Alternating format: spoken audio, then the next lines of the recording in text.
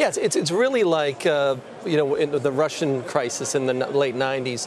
But the big thing today is both the Fed and ECB have kept interest rates so low and easy money for so long that a country like Turkey has been able to accumulate $250 billion of dollar and euro denominated debt.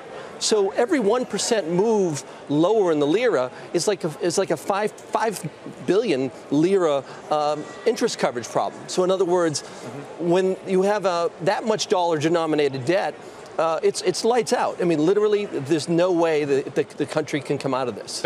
So what happens? They have to take a bailout from the IMF, or what's next? It'll be either it won't be the IMF. Argentina just went down that road, and they were very accommodative, and there was a lot of goodwill there. Turkey would have to go a Russian or a Middle Eastern route. Why couldn't they go to the IMF? Because they're too big? I mean, their size rules or... The relationship between Turkey and kind of the IMF and the global intelligentsia is not very solid right now. Yeah, you could have said that about Argentina, too. What do you think, Tim? What does this mean for the broader markets?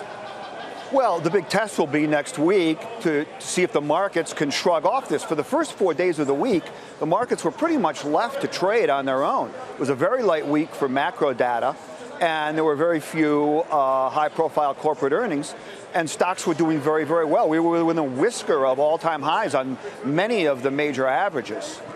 So that will be to see how much of the contagion story gains any traction next week will be key for U.S. markets. Rick, what's your take? Larry clearly saying that he doesn't think Turkey can get out of this. Well, I'm not sure Turkey could get out of it either, but is that really what we're all worried about?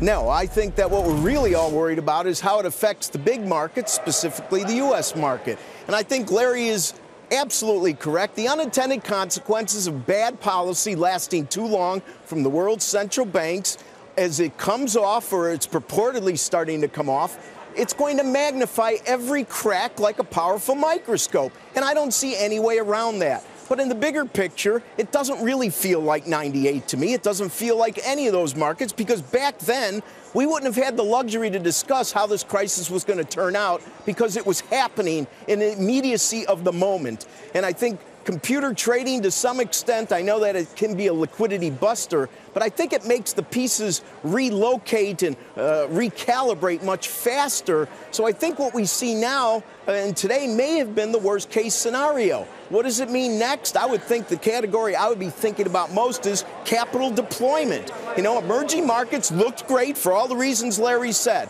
but the tide is turning, and bad governance, bad politics in these countries also figures in. But if you were an investor, the first thing you'd do is you'd buy treasuries or you'd buy bonds. The second thing you would do is probably take that cash out and deploy it in solid equity markets. I think this is going to end up being a positive for the U.S. markets, though probably not immediately, but over the course of several sessions. Larry, just quickly, you're very bearish on Turkey, that's clear, but we had discussions earlier where guests suggested there's not the same risk of contagion across Europe and across the US. Do you agree with that, or you think we get a big pullback in US markets as and when Turkey goes for whatever bailout it needs to go for, if you're right? So much money's gone into passive asset management that it's actually numb to these things, much more than it was in 2011. But there's definitely massive. Here's the big thing: the Trump administration, and I was in the kind of Trump camp before the election. I thought he would get elected, but now they've made some big mistakes here, because number one, they're throwing tariffs at China at the same time. There are sanctions on Russia and Turkey. Now think about it; those are the Europeans' biggest trading, Germany's biggest trading partners, right? So they're going to basically put Europe in a recession. The banks are exposed to Turkey. You're talking about substantial bank credit risk that will eventually feed back to the U.S.